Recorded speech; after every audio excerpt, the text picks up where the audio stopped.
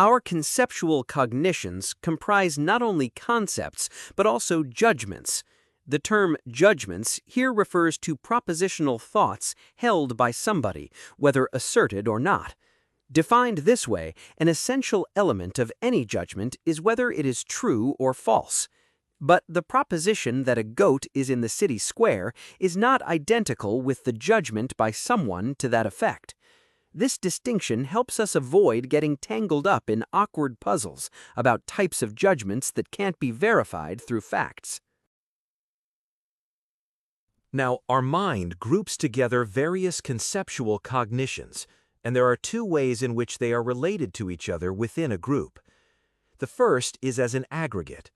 In this type of relationship, one item is simply added to another so that a whole is constituted, but with no real internal structure holding the pieces together. A sandhill is the classic example. The grains are just piled up arbitrarily, and the pile doesn't tell you anything meaningful about the relationship between the grains. Think of a random list of words: umbrella, 17, justice, frog, thrown together with no connecting logic. That's an aggregate. The second way in which conceptual cognitions are interrelated is as an orderly group of reasons and consequents, and this relationship is called reason-consequent relationship. Reasons make explanation possible, and reason is also commonly called ground or base. A consequent can be a consequence, an effect, or an inference, depending on whether we are talking about logic, causation, or reasoning. The parts of the orderly group are called its components because we can conceive one part only through the others. We easily understand that a group of concepts and judgments as an aggregate provides no determinate concept of the whole. It's just a pile, like grains of soil accumulating into a hill, then a mountain range, then a planetary body. You can think of it that way if you like, but nothing in the pile explains the rest of the pile. In an orderly group, by contrast, reasons and consequents form their relation in accordance with a rule. Each part earns its place by standing in a defined relationship to the others. With any such reasons and consequents, we must think of its anterior boundary and its posterior boundary. The anterior boundary is the reason which is not also a consequent. In other words, the starting point that doesn't itself need to be explained by anything further back. The posterior boundary is the consequent that is not a reason, the end of the line, the point that is not part of any explanation. Take human generations as an example. Humans are ordered components in a reason-consequent relationship. Each generation gives rise to the next. Here we must think of a human who procreates but was not begotten by another, an anterior limit, the earliest member of the chain. We must also think of a human generation that is begotten but procreates no one, a posterior limit, the last human being. The same logic applies to conceptual cognitions. In pure philosophy, we consider not actual people or things, but conceptual cognitions as they relate as reasons and consequents. And these too have a kind of descent, like a family tree. We can imagine a conceptual cognition that is not itself a consequent of anything, the highest reason, the foundational starting point, and one that does not serve as a reason for anything else, the last consequent, the end of the explanatory road. Purely in terms of understanding, then, experiences that we get directly are the last consequence.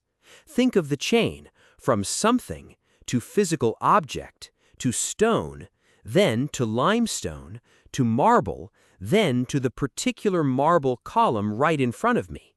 Each step narrows and specifies until you hit the most concrete, immediate thing, the thing you're actually looking at. When a conceptual cognition explains another conceptual cognition, the former is called the explanatory basis of the latter. In other words, whenever something is treated as a consequent, there must be an explanatory basis standing behind it. When the explanatory basis is a judgment, it is also called principle. Here is something remarkable. I can take a consequent and work backward, treating it as a reason, not that reason from which the initial thing necessarily follows, but one through which I can only arrive at the thought of this really prior thing. A consequent used this way is not a real causal basis, but a cognitive basis for acquiring novel knowledge. The clearest example is inferring God's existence from the existence and structure of the world. The world is not the actual ontological or metaphysical ground of God. If anything, the relationship runs the other way. But through my understanding of the world, I can work my way up to the concept of God. I move from the originated to the origins, from the effect back toward the cause, using the consequent as a kind of ladder to climb toward the prior underlying reason. When we use consequents as reasons in this backwards inferring way, such consequents are called a-posteriori bases. If I begin from consequence and infer or reason my way back, the resulting concepts or judgments are called a-posteriori, meaning roughly inductive. Think of a doctor who observes a patient's symptoms and works backwards to a diagnosis. The symptoms are the consequence, and the underlying condition is the prior reason the doctor is trying to find out. If I begin instead from real prior reasons and work forward, the resulting concepts or judgments are called a priori, meaning roughly deductive. Think of a mathematician who starts from axioms and derives theorems.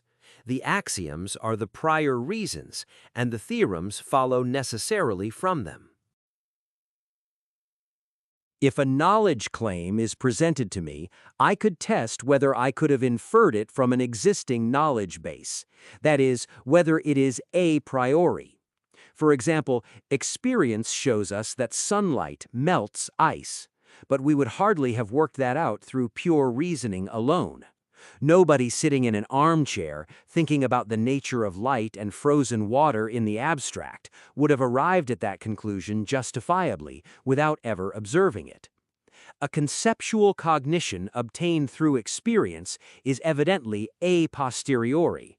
So from now on, when we call a concept or judgment a posteriori, we understand it to have come from experience. This is because our intellect always takes experience to be the last consequent in terms of how reality works, and we seek to explain a particular experience by making inference backwards from it. If we make experience itself serve as the reason, in other words, the starting point of reasoning, then such reasons are called empirical. For example, experience tells us that all physical objects have weights, at least as far as we have encountered them. We can accept that as an explanation and say, since all physical objects have weights, such and such follows. It works as a basis for reasoning, but only because experience suggested to us the general law in the first place. By contrast, a priori concepts and principles are those that are not drawn from any experience. They are prior to experience, independent of it, valid regardless of what we happen to observe. Whether any such concepts and principles actually exist must be investigated early in philosophy.